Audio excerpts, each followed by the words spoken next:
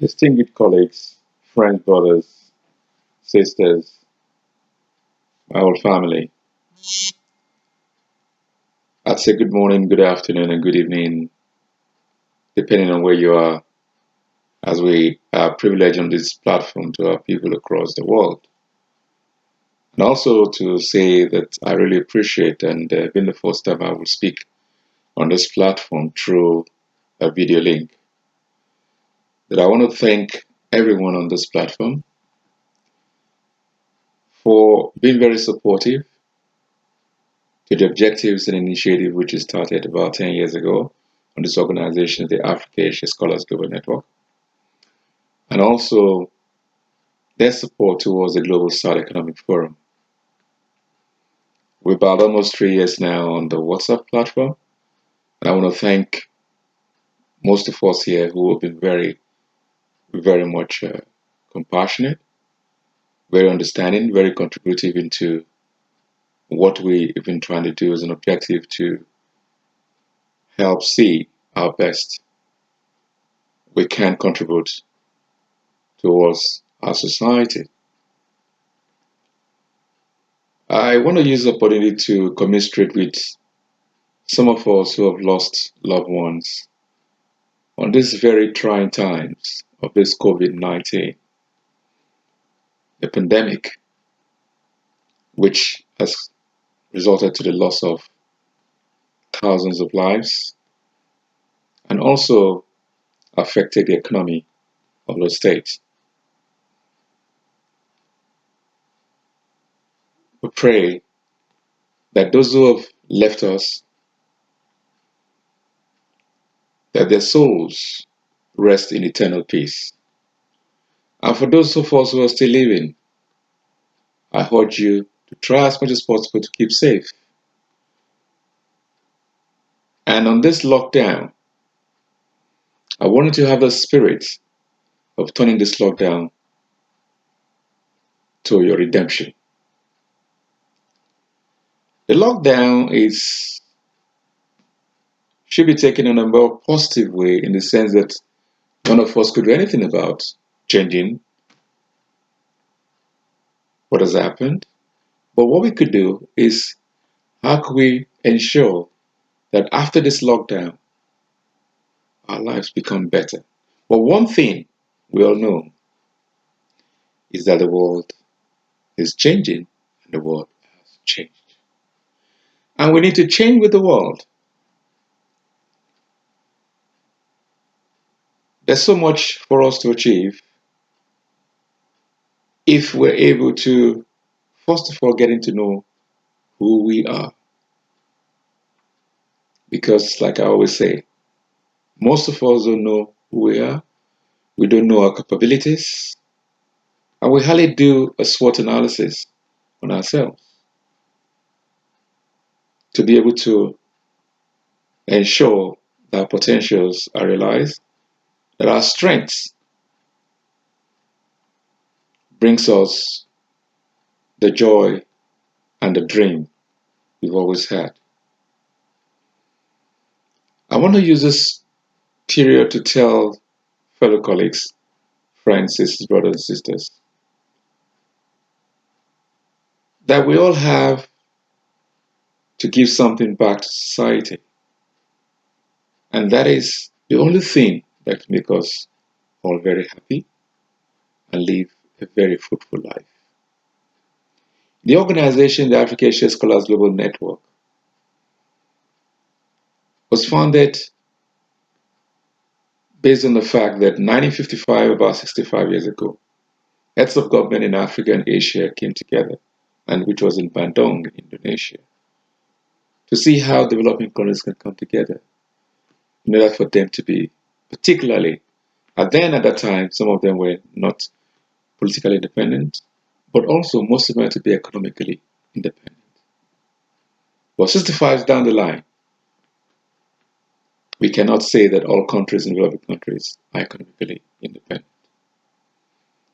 And that was the essence why the Africa Asia Scholars Global Network was set up 10 years ago. And one of the objectives that we will be trying to have to achieve, which also affects even the part of the world, is the format of education today because believe that we have a broken education. But however, why wouldn't it be broken when even just in 2018, the World Economic Forum also confirmed that we are living in a fractured world. And nobody could question that aspect that we do are really living in a broken society. Now, for the first time in history, the World Economic Forum was able to, which was their 48th anniversary of their conference, had women to co-chair the whole event. And by that time, we believed that we thought that, oh, the World Economic Forum was getting things right. But unfortunately, it wasn't like that. Why I said this? Because probably they had just used women as numbers when you talk about diversity, when you talk about equality. But the main what we did as an organization then was we saw actually that the importance of women, and we always believe that women can help solve the problem of society, but unfortunately, women are not together today. The women in the hierarchy to change and help to contribute to the change of society are not together. And that's why we called for a meeting in New York. And on 19th of July 2018, we had a meeting with the United Nations Women at the headquarters in New York. And we're able to table some of the solutions we felt or we believe strongly on, and we still believe in, that could help to rebuild the bricks of society. And the proposal we presented, we've been working on that proposal. We've done a bit of intensive research to see how such a proposal can really, as a matter of fact, bring a change or start that foundation that's required to rebuild the bricks of a fractured world. Secondly, we also been able to look at, because if you go to our report, the United Nations, which we did emphasize also on steps to be taken to rebuild the bricks in a fractured world. And similarly, believing that even the world, the United Nations, I'll probably first speak on the London School of Economics, which says that our structures have failed and they're not working the way it should be. Because when you look at the quantum of people, joblessness, unemployment, poverty, I look at just a bit of a class, that even today it says like the middleman is no longer there. So basically, to look at the aspects of how we could make the world, or particularly to try to alleviate poverty.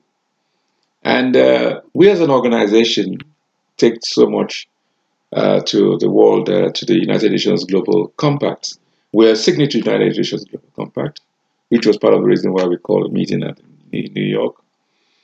And also based on the UN Sustainable Development Goals, the 17 goals, which we've always said in reality that what should have been the foundation for such uh, benchmarks being put forward by the United Nations is to try to look at partnership, which unfortunately is the 17th, which is on the base of the UN goals.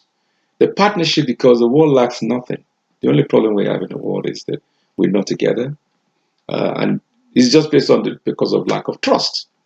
And we need to build trust in order to ensure that at least we can be able to partnership together, because if we all bring the ideas, the knowledge, the wisdom, the wealth we all have together, the world lacks nothing. But unfortunately, that's not what is happening at the moment because of greediness, selfishness, and the kind of capitalistic way of life which we live, forgetting the fact that we need to invest on social infrastructures. Because most governments across the world, you know, are not doing very well on that area. And I think hopefully with the COVID-19, governments are now seeing the importance of people coming together to salvage society. And it's only when we do that, and by building trust and building partnership, we can change, a lot of things can be done. And so, when you look at the structures, even the UN also created the structures at the moment are not working. So, what do we do? And only not only that, governments are distancing from the people. And in order to do that, which means you have to change the structures of how the state is being run. So, we've also, over the years, got some solutions, I would say, practical ones, that could change the structures in order to see that at least most of the policies of government will be people centered. And we also have in government, I mean, not in government, but in one of the logic is being brought forward is about what you call the PPP, public private partnership. And we believe with public private partnership, a lot can be achieved to society. But one basic fact we all know, and which you also have to be realistic, the fact that millions of people are going to lose their jobs, or already thousands are losing their jobs because of this COVID 19. And unfortunately, our universities, our educational system has not, for years, it has never focused on how to empower young people to be creative in order to be able to set up jobs, set up businesses, you know. But unfortunately, what everybody comes out of university, everybody's looking for a job. What is a job? Everybody wants to be either a doctor, a lawyer, a judge, uh, but petrochemicals, engineers, and but unfortunately, these jobs, if you don't create them, who's going to do them? Who's going to create? Where will the job be? And that's been one of the problems. So we've not been able to be skillful with our education. That is one of the problems which has been addressed, and that was why sometimes back we decided to create a sort of structure, a forum where all university presidents across the world can be able to keep them a forum where the mindset and looking at the curriculums and also looking at reforms that can make great impact in harnessing the potentials in the young people and youths for them to be able to achieve, and not only achieve, but be able to be more useful and contribute to society. So these are things.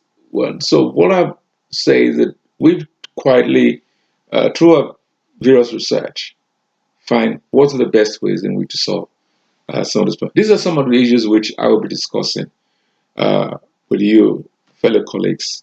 And I believe that with your contribution, with your knowledge, your ideas, the wisdom that you have, we can always share minds together and put whatever efforts we can, and in that process, uh, we can be able to, with a blueprint we already have, which we are always quite, we're very wide open to changes. We're very, open to whatever uh, ideas that we come forward that we're willing to make amends or find ways, because all we try to do is how we can have solutions. So whatever do we do, we always leave in rooms for changes, and everybody's welcome to share the ideas.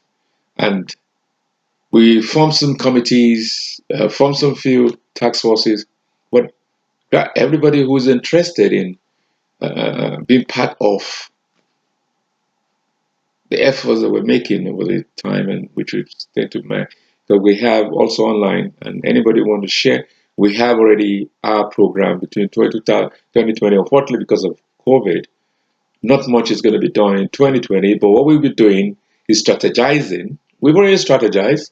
We have the logistics in place, but all we need to do is to start the process of, so that in 2021 we can be able to launch the Forum of Africa, Arab, Asia, Pacific University Presidents. And so when we have that structure, we can then start to look at, how we can work with the various universities and colleges and see how best we can change or reform our educational system.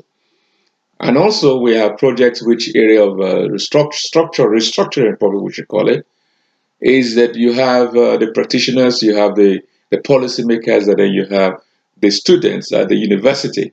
So when you have the administrators, which is the policymakers, and then you have the practitioners. I give example.